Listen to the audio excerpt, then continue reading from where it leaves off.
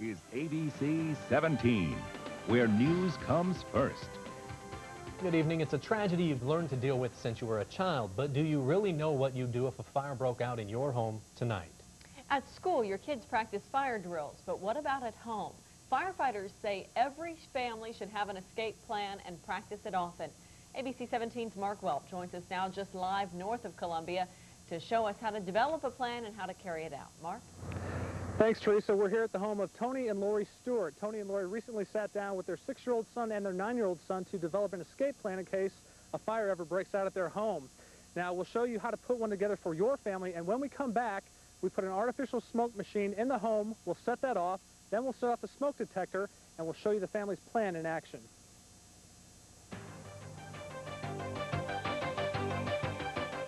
Now don't forget that one's opens like a regular door. It's not a sliding door like this one. You might be confused if it was late at night or something. That's why it's so important to practice an escape plan. There are endless scenarios. A fire can happen anywhere in the home, and when it happens at night, chances are you'll be asleep or disoriented. At least one smoke detector on each level is your best defense. You need to identify 2 possible exits from every room, whether it's a door or a window, then find out where the fire is. Roll out of the bed, crawl to the door, check the door. What are you checking for? The heat. But you always use the backside of your hand. If you feel heat, don't open the door. Stuff a pillow or blanket under the door to keep smoke out. That's one reason firefighters recommend sleeping with your bedroom doors closed.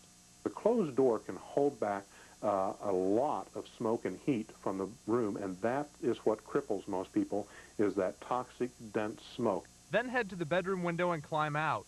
When you make your plan, it's a good idea to make sure windows aren't painted shut and have easy-to-remove screens. If you're on the 2nd floor, throw something out the window so firefighters can find where you are trapped. Jumping should be a last resort.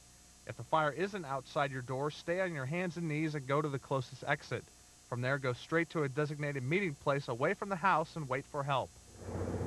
Okay, now that we know how to make a plan, let's go live into the Stewart's house to see their plan in action. Go. Fire, guys, come on, let's go. Quickly. Get to the mailbox, let's go.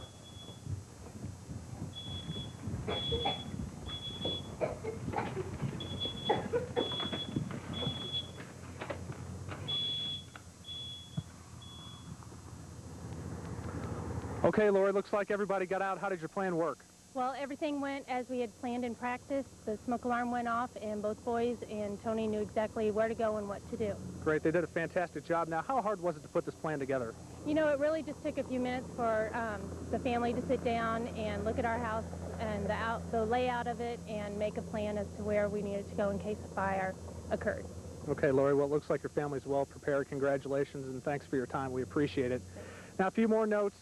When you do hear that smoke detector go off and you're in bed, it's best to roll right out of bed. You don't want to sit up or stand up because that's where the smoke and the heat's going to be. It's also important to remember that when you hear that alarm go off, you want to get straight out of the house, get to a meeting spot like this mailbox, and get your family accounted for. You don't want to call 911 from inside the house. You want to get everybody outside and then go to a neighbor's. John and Teresa, we'll send it back to you in the studio. Stewart family did a good job, and firefighters say children around the age of 6 are responsible enough to learn an escape plan. They should also be reminded not to try and hide from the fire or go back in the house for any reason once they get out. And don't forget, ABC 17 is working to buy the Columbia Fire Department life-saving thermal imaging cameras.